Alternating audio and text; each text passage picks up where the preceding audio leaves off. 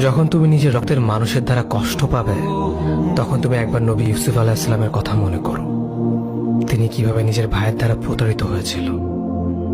যখন তোমার বাবা মা না বোঝে তোমার বিরুদ্ধাচরণ করে, তখন নবী ইব্রাহিম আলাইহিস সালামের কথা মনে করো। তার বাবা তাকে আগুনে নিক্ষেপ করায় ভূমিকা রেখেছিল।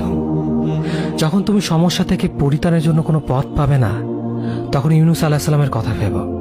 তিনি কতটা সময় তিমি মাছের পেটে আটকা পড়েছিল।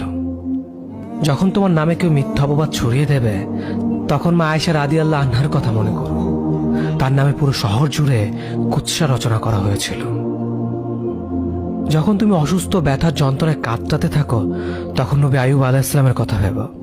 তিনি ভয়ঙ্কর এক ভাইরাসজনিত রোগে আক্রান্ত হয়ে তোমার থেকে বেশি কষ্ট পেয়েছিল। যখন তুমি দিনের কোনো বিধান নীতিতে যুক্তি খুঁজে পাও না, তখন নবী নূহ আলাইহিস সালামের কথা ভেবো। তিনি কোনো প্রশ্ন ছাড়াই মরুভূমিতে নৌকা তৈরি করেছিল।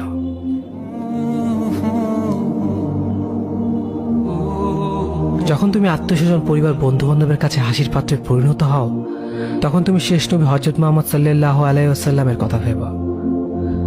রাসূল সাল্লাল্লাহু আলাইহি ওয়াসাল্লাম বলেছিলেন, সবচেয়ে বড় পরীক্ষা দিয়ে সব থেকে বড় পুরস্কার আসে। যখন আল্লাহ কাউকে ভালোবাসেন, তখন তাকে পরীক্ষা করেন, এবং যে এই পরীক্ষাগুলো মেনে নেয়, সে আল্লাহর সন্তুষ্টি অর্জন করে। আর যে অভিযোগ করে, সে তার ক্রোধের পাত্র হয়। হে আল্লাহ, তোমার কথা মনে করা, তোমার প্রতি কৃতজ্ঞ হওয়ার এবং তোমার ইবাদত করার তৌফিক আমাদের দান করো। আমিন। যেভাবে তুমি সন্তুষ্ট হও, সেভাবেই আমাদের পরিচালিত করো।